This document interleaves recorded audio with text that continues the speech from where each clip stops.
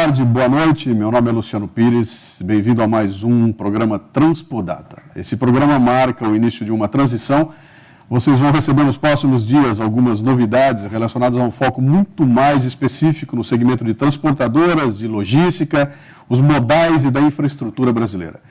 E o programa de hoje tem um convidado muito especial. Está aqui conosco o nosso vice-governador de São Paulo, Guilherme Afife Domingos. Aqui eu já dou as boas-vindas, seja bem-vindo. Vamos trocar algumas ideias hoje aqui a respeito de um tema muito interessante. Mas antes de qualquer coisa, eu quero fazer uma pequenina apresentação do nosso convidado de hoje. Guilherme Afife Domingos é vice-governador eleito na chapa de Geraldo Alckmin. Presidiu a Associação Comercial de São Paulo 2 vezes e foi deputado federal constituinte. Formado em administração de empresas pela Faculdade de Economia do Colégio São Luís, presidiu o Banco de Desenvolvimento do Estado de São Paulo, o BADESP. Foi presidente do Conselho do SEBRAE, secretário estadual de Agricultura e Abastecimento, secretário estadual de Emprego e Relações do Trabalho e titular da pasta de Desenvolvimento Econômico, Ciência e Tecnologia até abril de 2011. Mas Guilherme Afife Domingos está conosco aqui por uma razão muito especial. Ele é presidente do Conselho Gestor de Parcerias Público-Privadas de São Paulo, que está coordenando uma série de projetos que pretendem modificar profundamente a realidade do segmento de logística, a infraestrutura modal, não só de São Paulo, como também do Brasil. E eu vou começar do início, né? O que é o Conselho Gestor de Parcerias Público-Privadas? Tudo bem, Luciano? Tudo bem. Internautas, um grande prazer poder participar desse encontro aqui na Transpodata. Obrigado. Parcerias público-privadas, conhecidas como PPPs. O Estado tem um conselho. Esse conselho superior é um conselho designado pelo governador que coordena a ação de todas as secretarias de governo no que tange parceria público-privada. Parceria público-privada é diferente da concessão. No caso da concessão, é o Estado que concede uma exploração de um determinado serviço. No caso da parceria, o Estado se associa à iniciativa privada para incorporar as práticas privadas na administração pública. Portanto, exploram conjuntamente por um prazo determinado. E, terminado este prazo, todo este sistema volta às mãos do Estado, até porque se dá um tempo para a amortização e o retorno do próprio capital.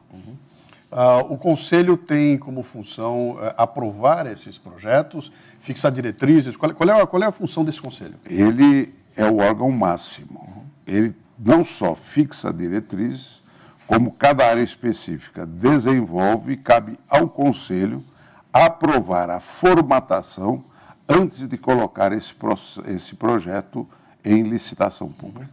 Muito bem. Vamos falar de problemas. Não falta. Não falta, né?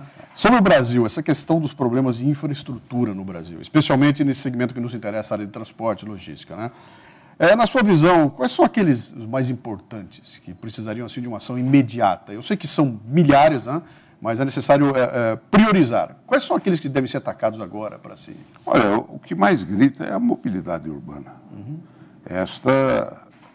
Ela é caótica nas regiões metropolitanas de todo o país.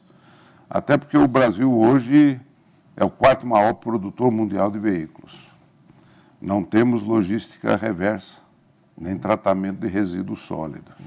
Portanto, você vai colocando massa nova. Sim. E não há um processo de retirada. Né? Com isso, você tem uma situação de mobilidade caótica. Vamos pegar o exemplo da região metropolitana de São Paulo. Até eu tenho brincado que, em matéria de automóveis aqui em São Paulo, nós vamos substituir o IPVA pelo IPTU, porque o carro virou um bem imóvel. Né? É verdade, Ele é verdade. anda, né? É verdade. Então, esse processo é um processo que exige uma intervenção muito rápida dos poderes públicos para tirar o atraso. Nós estamos muito atrasados em matéria de transporte sobre trilho. O que fizemos nos últimos anos, bem feito, é insuficiente. porque a sociedade é mais rápida do que o poder público na busca da solução. Daí, incorporar as práticas privadas para que a gente dê celeridade e boa gestão a estes processos. Então, é metrô, é o trem metropolitano de transporte de passageiro, inclusive agora o CONFAS acaba o investimento no transporte de passageiro nas regiões metropolitanas de todo o país. Okay. Né? Esse é o primeiro ponto. Qualquer investimento em qualquer tipo de transporte? Roda, passageiro. Trem, ônibus? Não, sobre trilho. Sobre trilho. Sobre trilho, okay. Exatamente. Nós precisamos colocar o Brasil nos trilhos, de volta. Isso é para concorrer com o transporte rodoviário? Não. É para poder se integrar, para poder dar eficiência. É o multimodal que tanto nós necessitamos. Se não, vejamos o problema do transporte de mercadorias para o Porto de Santos. É uma situação caótica você transportar sob caminhão, passando por regiões metropolitanas. Você tem um problema muito sério, inclusive de poluição gerada pelo diesel. Hoje, o problema de poluição nas regiões metropolitanas não é o problema de poluição industrial. Hoje é especificamente de transporte em função do diesel e da qualidade do nosso diesel. Então, vai tirar o caminhão por isso? Não, nós temos que complementar. É o caso do ferro-anel, que é outra imensa prioridade nossa, que hoje atrasa totalmente o processo do desenvolvimento do transporte sobre trilho, até porque nós temos que esperar a madrugada para os trens passarem nos mesmos trilhos do transporte de passageiro. Isso está aí há 10 anos sem solução. Agora parece que deu o estalo, né? Da construção do ferro-anel norte, do ferro-anel sul. Com isso, nós tiraríamos cerca de 2 milhões de viagens de caminhão da região metropolitana de São Paulo, para poder melhorar as condições de tráfego. Agora, isso significa que nós vamos ter estruturas de logística do transporte intermodal do caminhão para o trem. Quer dizer, o caminhão pode trazer de várias áreas em trajetos mais curtos para uma central, para que ele possa colocar num trem que trabalhe 24 horas por dia, 7 dias por semana. Aqui o acesso ao porto, por exemplo, nós vamos ter feriados próximos, pronto, aí não passa mais caminhão. Como é que fica um porto que tem que trabalhar 24 horas? Isso é irracional em termos de infraestrutura. Quer dizer, o transporte é 24 horas, 7 dias por semana, para você ter escala de custo, para que você possa ter velocidade, para poder, inclusive, dar mobilidade no porto, em termos de carga, descarga. Então, nós estamos muito atrasados nesse sentido na principal região do país. Isso tem que ser levado como modelo para as outras regiões. Então, o transporte sobre trilho é a grande prioridade neste momento para abrir o intermodal, que aí entra o transporte fluvial. Claro. Até aqui dentro da própria região metropolitana de São Paulo, nós temos um anel hidroviário. Né? Que não é usado para nada. Para nada. Que pode ser usado agora a curto prazo, é um projeto que nós temos, começando pela lama gerada pela Sabesp, que é transportada por caminhão dentro da cidade de São Paulo. Né? E está exatamente a captura e o destino na beira do rio. Portanto, por que não usa o rio para esse transporte? Então, deu o estalo de Vieira, é um dos processos que nós vamos incrementar a partir de agora. São coisas tão óbvias que a gente se pergunta como é que ninguém pensa. Aliás, ninguém faz conta. Diz que a coisa mais difícil é enxergar o óbvio. O Khalil Gibran já dizia, o óbvio é aquilo que ninguém enxerga até que alguém fale de forma que as pessoas entendam. Né? Tem uma coisa interessante, eu fiz uma conta outro dia de brincadeira com o pessoal, comentando sobre essa questão da frota de veículos em São Paulo. Hoje em dia me parece que por ano entram cerca de 400 mil veículos na cidade de São Paulo. Se cada um tiver 3 metros, nós temos 1.200.000 metros de veículos, se você botar em fila um atrás do outro. 1.200 quilômetros por ano de ocupação de ruas. Não há como expandir as ruas da cidade, isso não é elástico, é uma coisa bem complicada. Né? E aí começam a aparecer umas ideias. Né?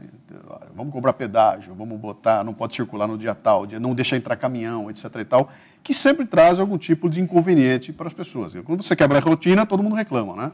Está se pensando em alguma coisa desse tipo aqui para a cidade de São Paulo, especificamente? Quer dizer, você restringir o acesso de veículos de alguma forma?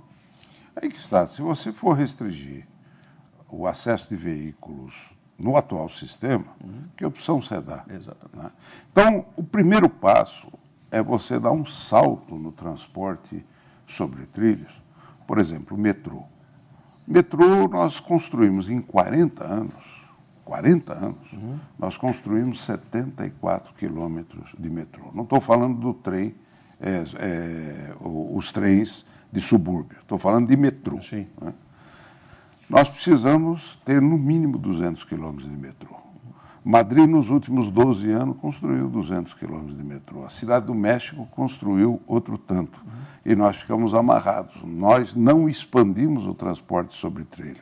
Deixa eu fazer um link com que seria a próxima pergunta. Na sua opinião, isso é falta de dinheiro ou é a dificuldade de definir a aplicação do dinheiro? Por que todo mundo conhece o problema, nós sabemos as soluções e passam-se anos e não se implantam as soluções?